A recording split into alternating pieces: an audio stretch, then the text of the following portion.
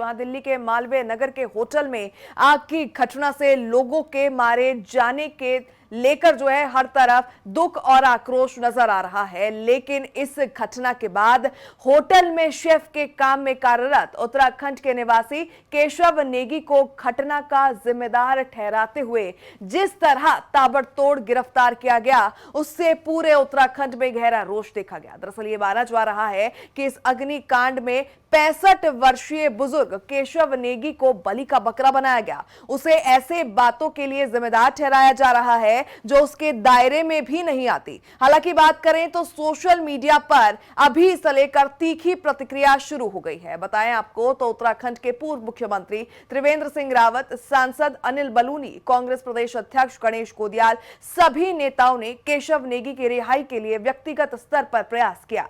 दरअसल राज्य के मुख्यमंत्री पुष्कर सिंह धामी ने ट्वीट किया और दिल्ली की मुख्यमंत्री रेखा गुप्ता से इस मामले पर बातचीत भी की। बता दें आपको कि पुलिस ने केशव नेगी को 2 दिन के रिमांड पर ले लिया है। हालांकि यह मामला तेजी से तूल पकड़ रहा है। एक निर्दोष को बचाने के लिए पूरा उत्तराखंड एक साथ नजर आ रहा है।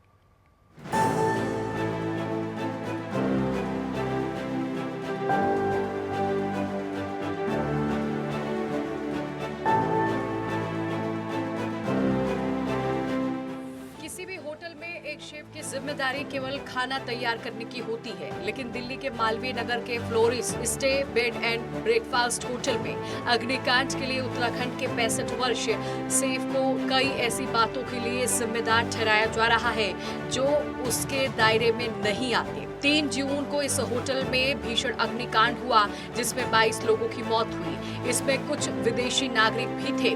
पुलिस ने होटल मालिक को गिरफ्तार किया, लेकिन ताबड़तोड़ केशव नेगी को भी हिरासत में लिया। उन्हें 2 दिन की पुलिस रिमांड में लिया गया। पुलिस ने आरोप लगाया कि वो मैन स्विच बंद करके गए थे। इससे दरवाजा लॉक होने से होटल का इलेक्ट्रिक लॉकिंग सिस्टम फेल हो गया। साथ ही उन्होंने फायर ब्रिगेड को फोन नहीं किया। जबकि केशव नेगी के वकीलों का कहना है केशव सुबह 8:30 बजे से काम कर रहे थे। जैसे ही कुकिंग के लिए इलेक्ट्रिक स्टोव चालू किया तो धमाका हो गया। आग सर्किट की वजह से फैली। इसमें केशव की कोई गलती नहीं है। सवाल ये उठता है कि केशव के ऊपर जो आरोप लगाए गए हैं उनकी जिम्मेदारियों के तहत नहीं है। उन्हें बलि का बकरा बनाया जा रहा है। केशव नेगी को फंसाकर सारी घटना के लिए जिम्मेदार ठहराने की साजिश होती दिख रही है। इसमें पूरे उत्तराखंड में बवाल मच गया है। राजनेताओं से लेकर सामाजिक संगठन, मीडिया, सोशल मीडिया, हर जगह केशव नेगी के समर्थन में आवाज उठ रही है। पूरे माहौल को समझकर उत्तराखंड के मुख्यमंत्री पुष्कर सिंह धामी ने दिल्ली की मुख्यमंत्री रेखा गुप्ता से फोन पर बात की। पूर्व मुख्यमंत्री त्रिवेंद्र सिंह रावत, सांसद, बीजेपी के मीडिया प्रभारी अनिल बलूनी और राज्य कांग्रेस अध्यक्ष गणेश गोदियाल ने भी इस मामले में केशव नेगी को न्याय दिलाने के लिए प्रयास किया है। अभी 2 दिन पहले दिल्ली में जो हादसा हुआ मालवीय नगर एक होटल में, तमाम समाचार पत्रों के माध्यम से और सोशल मीडिया के माध्यम से मैं देख रहा हूं कि उत्तराखंड में इसको लेकर के काफ़ी उबाल है। और मुझे जब आज सवेरे इस दुर्घटना की खबर मिली और केशव नेगी जो उस होटल में शेफ थे उनकी गिरफ्तारी की जानकारी मिली, तो मैंने तत्काल जो हमारे गढ़वाल के सांसद हैं उनसे इस बारे में बातचीत की। साथ ही वहाँ पर जो हमारे एडवोकेट्स हैं, JS रावत जी हैं, नमिता रावत हैं, हमारे उत्तरांचल प्रकोष्ठ के जो पहले अध्यक्ष रहे अर्जुन राणा जी हैं, ऐसे तमाम लोगों से मैंने बातचीत की और उस परिवार को ढूंढ करके उनको हमारी ओर से क्या सहयोग हो सकता है उसको लेकर के बातचीत किया।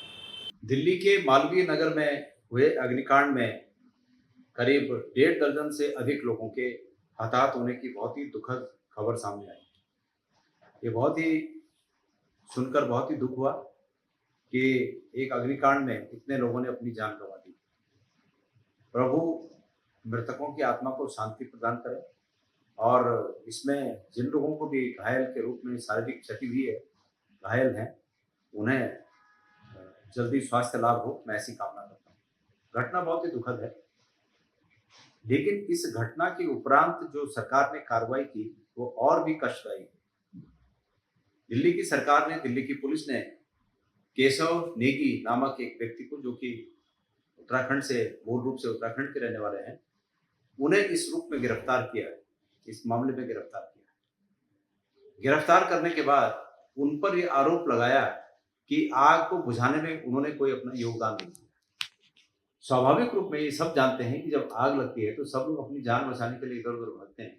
हो सकता है कि केशव नेगी, जिनके ऊपर ये आरोप है कि उन्होंने आग बुझाने का प्रयास नहीं किया, उन्होंने भी अपनी जान बचाने के लिए वो भी इधर उधर कहीं चले गए हों, भाग गए हों, इधर उधर निकल गए हों।